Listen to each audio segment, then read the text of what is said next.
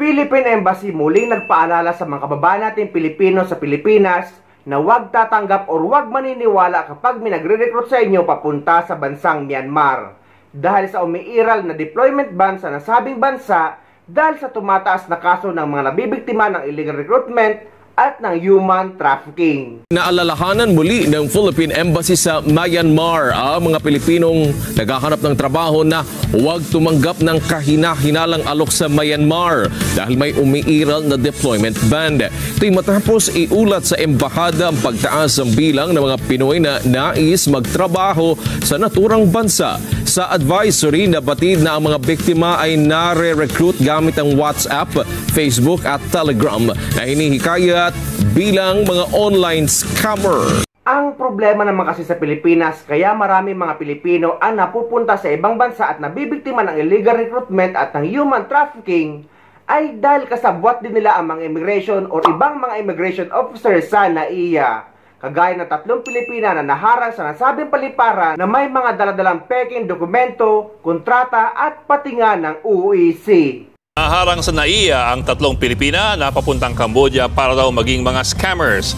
Ang matindi pa, meron daw silang kasabwat sa immigration para makalusot. Nasa frontline ng balitang yan si Dave Abuel.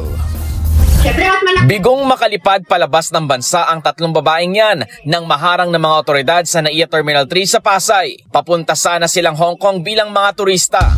Pero napag-alamang nakalusot sa immigration counter ang 3 nang walang departure stamp ang mga pasaporte. Meron namang stamp ang kanilang mga boarding pass pero tila sinadyang labuan ito. Tingin ng NBI, kasabwat nila ang immigration officer na nagpalusot sa kanila sa counter. Meron lang sa departure sa boarding pass pero na-smudge. Pero maski gano'n nangyari, meron kasing anti-fraud section ng Bureau of Immigration Kaya na-identify pa rin nila na yung number. Nakitaan pa ang dalawa sa kanila ng tila mapa kung saan nakaistasyon ang sinasabing kasabwat nilang immigration officer.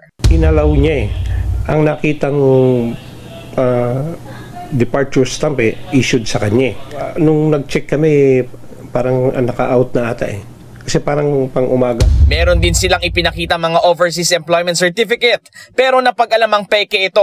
Sa investigasyon ng NBI, sa Cambodia talaga ang kanilang destinasyon para magtrabaho sa scam farms. Nasa kustodiya na ng NBI ang 3 na mahaharap sa reklamong usage of falsified documents. Pinaghahanap naman na ang immigration officer na mahaharap sa reklamong paglabag sa Cybercrime Prevention Act of 2012 at Anti-Trafficking in Persons Act. Ang ending sa ganitong gawain ng ibang mga immigration officer ay ang napaghihigpitan nila tuloy ay ang mga legit traveler na gusto lang mag-travel or mamasyal papunta sa ibang bansa na matagal nilang pinag-ipunan.